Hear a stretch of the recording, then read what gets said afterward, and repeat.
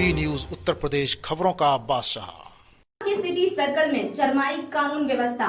पिछले 24 घंटे में सामने आई है गोलीकांड की ये दूसरी घटना, जिसमें आधा दर्जन लोग घायल हो गए हैं। मनरेगा के तहत सड़क पर कार्य कर रहे गरीब मजदूर एक गोलीकांड का शिकार हो गए। लाठी डंडों से बच्चे, महिलाएं समेत आधा दर्जन लोग घायल हो गए हैं और 2 लोगों को सैफई रेफर किया गया है। थाना क्षेत्र इकदिल में सड़क निर्माण कार्य के चलते 2 पक्षों के बीच ये खूनी संघर्ष हुआ।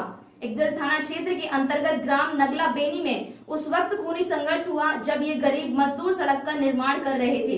इटावा में बिगड़ी इस कानून व्यवस्था को देखते हुए जिले के एसएसपी महोदय क्या उठाएंगे कोई सख्त कदम, ये एक बड़ा सवाल है। बेटा तुम्हारा प्रियंका पाल।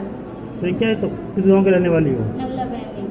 क्या घटना गांव में हो गई थी? गांव में घंटे नरेगा वाली सड़क बनी थी, मतलब वो लोग मजदूर काम कर रहे थे, तो ये नरेश मतलब कि क्या नाम है, कल्लू, पंकज और ये सब लोग गोली चला रहे थे नरेगा वाले को। तो हम लोग मतलब मेरी बुआ, मेरी चाची देखने गई, तो ये मतलब देखते उधर गोली चलते लोग अंदर भागे, तो उनके घर की जो लेडीज है उसके पीछे भागी, वो घर में आके गोली मारी।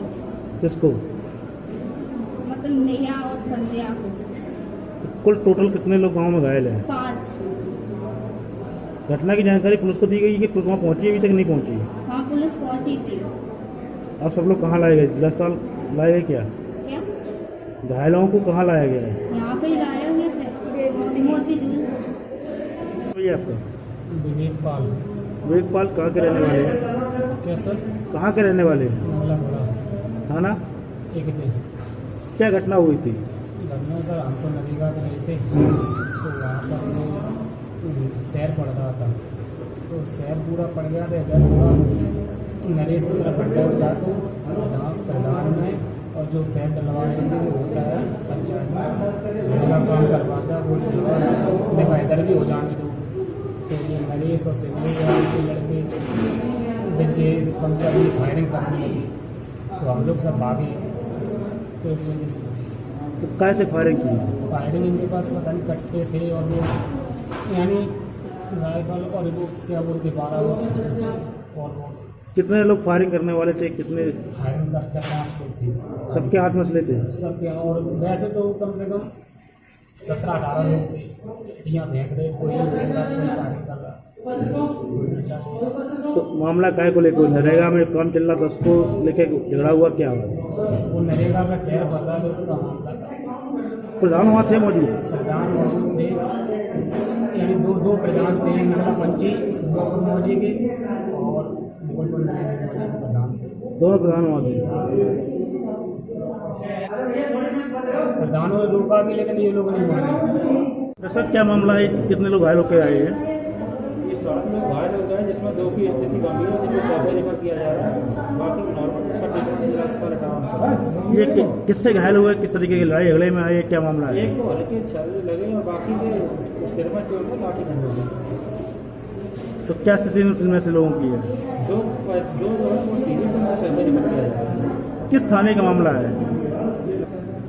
एक दिन थाने का मामला है। दिल के अंतर्गत एक मनरेगा के माध्यम से सड़क बनवाई जा रही थी, लिंक मार्ग बनवाया जा रहा था, जो 2 गांवों के मध्य में था, नगला बेनी और दिनारपुर। ये तहसील द्वारा सड़क को नपवा दिया गया था। सड़क को नपवाने के बाद गांव के लोग ही मिलकर के उस सड़क को बना रहे थे।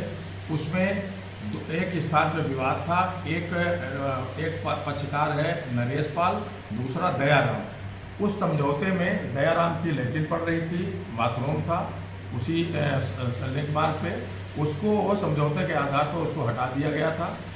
और इसका जो नरेश पाल का था, इसका भी एक गड्ढा था जिसको मिट्टी डाल के पाटा जाना था।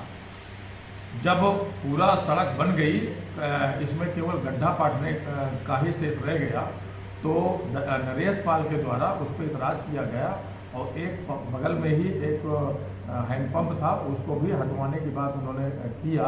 इसी बात को लेकर आपस में विवाद हुआ।